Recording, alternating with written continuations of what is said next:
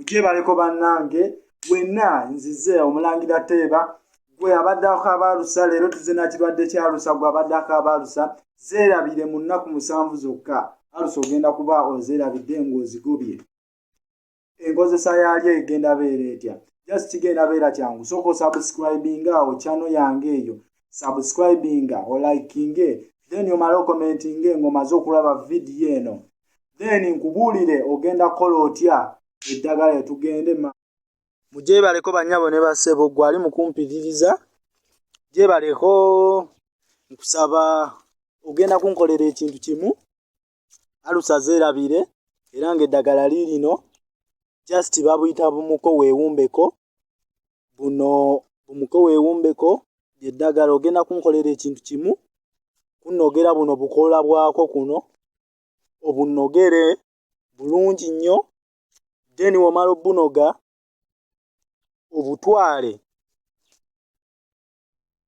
then womala okubunoga obutwale obunkoleremu obuwunga ng'obunoze weebati onogako bukoola then womala obunoga ng'obwanika ng'obufuulamu obuwunga ng'obussa then pawuda oyo ojja kumunywera mu nnaku 7 Alusa ojja kuba ozigobye ekyo nkirinako n'obukakafu mu nnaku 7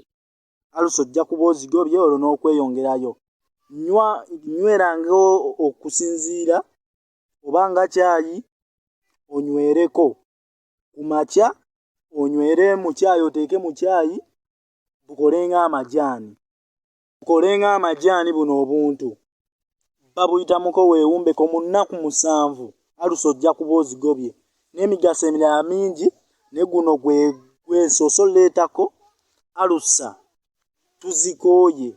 Alusa kyangu nnyo muve mubiri eddagala lirino lya bwereere jasi muko weewumbeko genda bunene obuntu muko weewumbeko kitegeeza ki bwe buntu bw'okoonako ne bwezinga nga kano n'obukoonako obukoola ne bwezinga nga obulaba bwezinze muko weewumbeko onoga obukoola buno bwokka n'otwala n'oyanika n'osekulamu obuwunga then n'oteeka ku kyayi ng'amajaani kunywa mu nnaku 7 ojja kuba ofunyeewo enjawulo oba obulaba obwo buno bwe bayita muko weewumbeko mu nnaku 7 Alusa zijja kuba ziwonye buno naye nkusaba subscribinga likinga